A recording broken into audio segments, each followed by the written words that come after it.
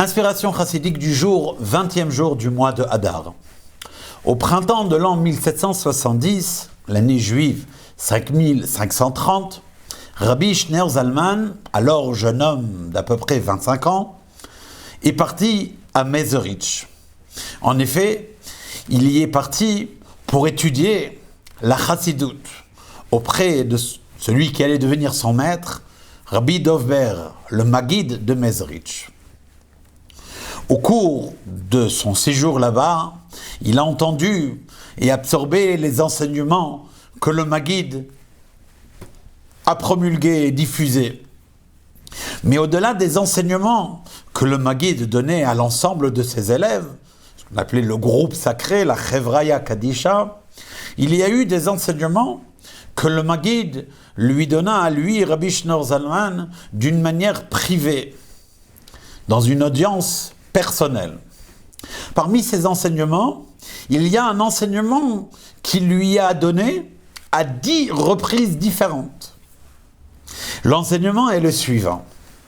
Il est écrit dans le verset « Esh tamid tukad ala mizbeach » Un feu constant doit brûler sur l'autel, sur le mizbeach, dans le sanctuaire. « Lo tirbe » il ne doit pas être éteint. Lorsque le sanctuaire, le Mishkan, a été inauguré, un feu divin est descendu du ciel. Malgré cela, Hachem, il a quand même donné l'ordre et le commandement que les Kohanim de leur part devaient également apporter du feu sur cet autel. Lui expliqua le Maguide de Mezerich, car en effet, dans le service divin d'une personne, dans son autel personnel, dans son misbeach à lui, il doit mettre du feu.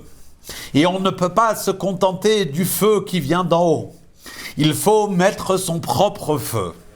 Et cet effort et cette action qu'on fait par en bas, eh bien, ils font éveiller et parvenir un éveil d'en haut encore bien plus élevé que ce qu'il y avait au départ.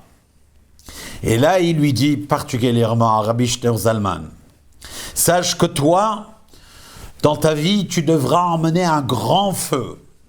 Tu devras développer ton enseignement, mettre la passion dans le cœur des gens, afin que celui-ci ne s'éteint pas, et non seulement que le feu ne s'éteigne pas, mais lo tirbe, que ce feu-là que tu vas toi diffuser, eh bien il éteigne le lot, il éteigne l'opposition à la chassidoute.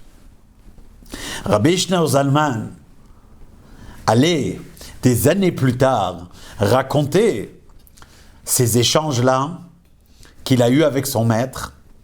Il allait raconter cela à son petit-fils, Rabbi Menachem Mendel, celui qui allait devenir par la suite le 3e rabbi de Lubavitch, le Tzemar Tzedek.